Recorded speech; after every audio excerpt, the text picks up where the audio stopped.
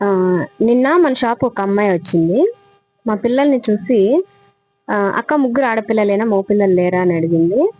లేరమ్మా ముగ్గురు ఆడపిల్లలే నాకు అని చెప్తే ఆ అమ్మాయి ఒక క్వశ్చన్ అడిగింది.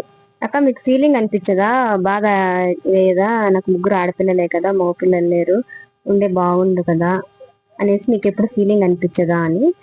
ఉమ్, నాకు ఒక విషయం అర్థం కాక అడుగుతున్నా. ఎందుకు ఫీల్ అవ్వాలి, ఎందుకు బాధపడాలి? ఆడపిల్లలు ఉంటే ఎందుకండి బాధపడాలి? మనం బాధపడాల్సింది ఆడపిల్లలు ఉన్నారని కాదు. ఇంత డెవలప్ అయిన, ఇంత ఫాస్ట్ జనరేషన్ లో దేశము డెవలప్మెంట్ లో దూసుకుపోతుంది. ఆడపిల్ల ప్రతి ఒక్క విషయంలో కూడా ఆ ఒక గోల్ అంటూ పెట్టుకొని వాళ్ళు రీచ్ అవుతున్నారు. పేరెంట్స్ గర్వపడేలా చేస్తున్నారు. ఇంత చేస్తున్నా కూడా ఇప్పుడు కూడా ఇంకా మగ పిల్లలు ఆడపిల్లలు అంటూ డివైడ్ చేసి వాళ్ళతో కంపారిజన్ చేస్తున్నారు చూడండి. దానికంటే ఫీల్ అవ్వాలి, ఆడపిల్లలు ఉన్నందుకు కాదు. అసలు పిల్లలే లేని వాళ్ళు చాలా మంది ఉన్నారు, వందల మంది ఉన్నారు. వాళ్ళు వెయిట్ చేస్తున్నారు ఒక్కొక్కరైనా ఇంటే బాగుండు, అమ్మ నాన్న అని పిలిపించుకోవాలి అనేసి ఆ, ఎదురు చూసే వాళ్ళు చాలా మంది ఉన్నారు. అదొక గాడ్ గిఫ్ట్ అండి. గాడ్ గిఫ్ట్ అది. మనకు ఆ అదృష్టం మనకు దక్కినందుకు సంతోషపడాలి కానీ ఎందుకు బాధపడాలి? ఏదో ఆడపిల్లలు పుడితే బాధపడాలి, మగ పిల్లలు పుడితే సంతోషపడాలి. నిజమైన సంతోషం మా పిల్లలు పుట్టినప్పుడు కాదు మనకు రావాల్సింది. మనకు పుట్టిన పిల్లలు బాగా చదువుకొని ఒక మంచి స్థాయికి రావాలి, వాళ్ళకు ఒక గౌరవప్రదమైన ఒక స్టేజ్ లో వాళ్ళు ఉండాలి.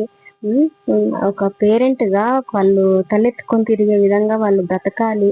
ఆ అలాంటి టైంలో కదా పేరెంట్స్ కి నిజమైన సంతోషము.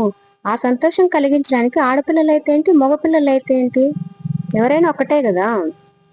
ఒక పేరెంట్ గా ఏ పిల్లలనైనా కూడా వాళ్ళని ఒక గొప్ప స్థాయికి తీసుకురావడానికి ప్రతి క్షణము ఆ ఆరాటపడతారు ఎవరైనా కానీ. కానీ ఈ ఉన్నారే సమాజంలో చుట్టుపక్కల వాళ్ళు ఆ ఏదో అదేదో నష్టం అయిపోయినట్టు, లేదంటే ఏదో కోల్పోయినట్టు, జీవితమే ఇంకా అలా మాట్లాడేస్తారు.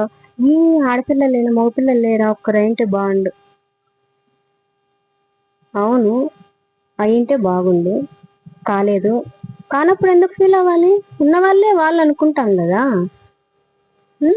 ఎందుకు మగపిల్లలే కావాలి, ఆడపిల్లలే కావాలి? అది కాదండి. ఒక పేరెంట్గా ఇప్పుడు నేనైతే అస్సలు ఫీల్ అవ్వను.